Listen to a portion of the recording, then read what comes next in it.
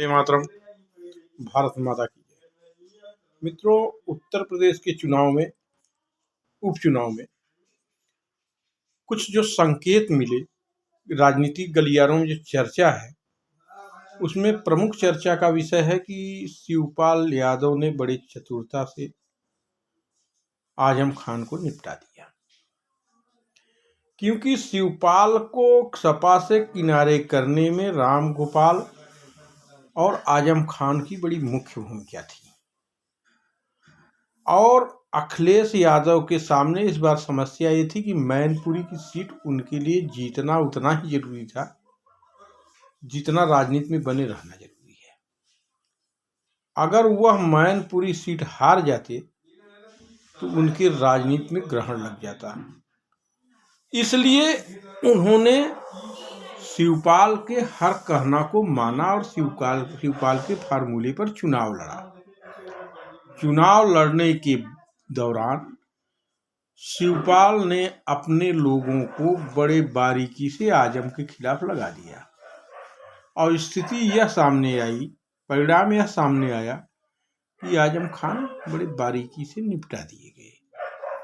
राजनीतिक गलियारे में खुद सपा के एक गुट का मानना है कि आजम खान को निपटाने के लिए ही शिवपाल अखिलेश के नजदीक आए थे और जिस तरह शिवपाल को निपटाने के लिए आजम खान ने अखिलेश का उपयोग किया था, उसी तरह शिवपाल ने अखिलेश का उपयोग करके आजम खान को निपटा दिया। अब आइए बात करते हैं उपचुनाव के परिणाम और इसके सामने आने वाले नतीजों। आपको याद होगा कि सन 2019 के लोकसभा चुनाव के ठीक पहले फूलपुर और गोरखपुर लोकसभा चुनाव सपा भाजपा से छीन ली थी। उपचुनाव में इन दोनों जगहों बसपा के समर्थन से उसने जीत लिया था। उसके बाद अखिलेश यादव आसमान में उड़ना शुरू हो गए और उन्होंने बढ़ चढ़कर बयानबाजी शुरू कर दिया कि यह भाजपा के पतन की कहानी लिखी जा रही है। 2019 में मोदी को हम प्रधानमंत्री नहीं बनने देंगे। लेकिन जब 2019 के चुनाव का नतीजा आया तो 2014 से भी प्रचंड बहुमत मोदी जी के साथ थी। अब मैनपुरी और खतौली की सीट जीतकर अखिलेश कुछ उसी तरह बयानबाजी देना शुरू कर चुके हैं। लेकिन अखिलेश शायद यह नहीं जानते कि यह उपचुनाव भारतीय जनता पार्टी एक ट्रायल के रूप में लड़ी और भारतीय जनता पार्टी हमेशा प्रयोग करने के लिए जानी जाती है। उसको जो प्रयोग करना था उसने कर लिया, अब उस नतीजे पर उसको काम करना है।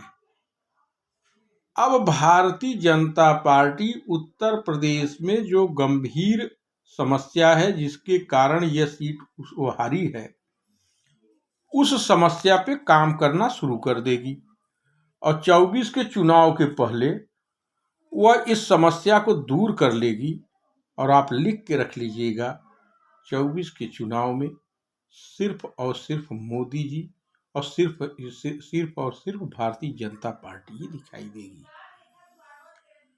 उसके बाद तमाम विपक्षी दल कुछ दिन ईवीएम पर रोएंगे, कुछ दिन शासन प्रशासन पर रोएंगे, उसके बाद फिर अनर्गल आलाप करेंगे मोदी जी के ऊपर, भारतीय जनता पार्टी के ऊपर, देश के ऊपर, और मतदाताओं को कहेंगे कि यह बहकावे में आ गए, कहीं ईवीएम को कहेंगे खराब हो गया। इसके अलावा इनके पास कोई विषय नहीं है, क्योंकि आज जनता भी मानती है कि रेलवे से लेके सड़क तक, हवाई पट्टी से लेके खेत खलिहान तक भारतीय जनता पार्टी ने विकास